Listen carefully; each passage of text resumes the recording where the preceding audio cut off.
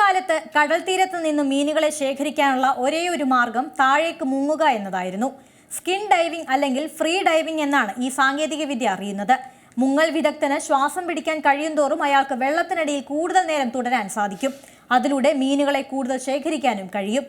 ആധുനിക ശ്വസന ഉപകരണം ഈ അപകടകരമായ തൊഴിലിനെ കാലഹരണപ്പെടുത്തിയിരിക്കുകയാണ്.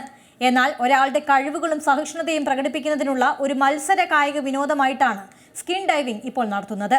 ഈ പരമ്പരാഗത രീതിയും സംസ്കാരവും നിലനിർത്താൻ ഇന്നും ശ്രമം തുടരുന്നു. അവയിൽ ഒന്നാണ് അമ എന്നാൽ കടൽ സ്ത്രീകൾ എന്നാണ് അർത്ഥം. ജാപ്പനീസ് വനിതാ സ്വതന്ത്ര മുങ്ങൽ വിദഗ്ധരെയാണ് അമ എന്ന് വിളിക്കുന്നത്.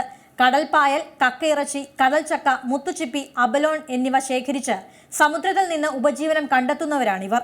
ഒരരക്കെട്ട് മാത്രം ധരിച്ച് ഈ നിർഭയരായ സ്ത്രീകൾ തണുത്ത വെള്ളത്തിൽ 40 അടി വരെ 60 സെക്കൻഡ് ശ്വാസം അടക്കി പിടിച്ചു മുങ്ങും. ഈ പാരമ്പര്യം കുറഞ്ഞത് 2000 വർഷങ്ങളുടെ പഴക്കമുണ്ട്. ജപ്പാനിലെ ഹീയാൻ കാലഘട്ടത്തിൽ സമുദ്ര വിഭവങ്ങൾക്കായി മുങ്ങാൻ അമ സ്ത്രീകളെ ഉപയോഗിച്ചിരുന്നു. ഒപ്പം ആരാധനാലയങ്ങൾക്ക് വേണ്ടി അബലോൺ, അതായത് ഒരു തരം കക്ക എടുക്കുന്നതിനുള്ള ചുമതലയും ഇവർക്കായിരുന്നു. വെള്ളത്തിൽ ചലനം സുഗമമാക്കാൻ ഫണ്ടൂഷി, അതായത് അരക്കെട്ടും മുടി മറയ്ക്കാൻ ഒരു തെനുകിയും മാത്രമേ ധരിക്കാറുള്ളൂ. അരയിൽ ഒരു കയർ കെട്ടി അവയെ ബോട്ടുമായി ബന്ധിപ്പിക്കുന്നതാണ് രീതി. ഒരു ഘട്ടം പൂർത്തിയാക്കി കഴിഞ്ഞാൽ വീണ്ടും നീന്താൻ തയ്യാറാണെന്ന് ജോലിക്കാർക്ക് സൂചന നൽകാൻ അവർ കയർ വലിക്കും.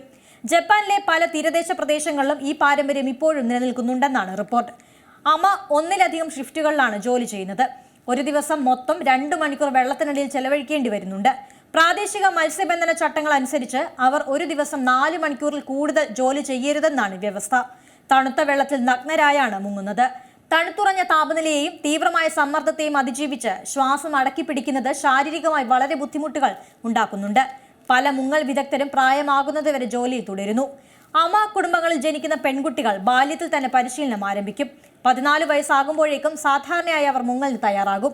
ഒരു കാലത്ത് ജപ്പാനിൽ ആയിരക്കണക്കിന് അമ ഡൈവേഴ്സ് ഉണ്ടായിരുന്നു. എന്നാൽ പുതിയ തലമുറയിലെ സ്ത്രീകൾ ഈ തൊഴിലിൽ നിന്ന് അകന്നു നിൽക്കുന്നതായാണ് കണക്കുകൾ പറയുന്നത്. ഏറ്റവും പുതിയ വാർത്തകളും വിശേഷങ്ങളും വിരൽ തുമ്പിലറിയാൻ സീ മലയാളം ന്യൂസ് എല്ലാ ഡിജിറ്റൽ പ്ലാറ്റ്ഫോമുകളിലും ലഭ്യം.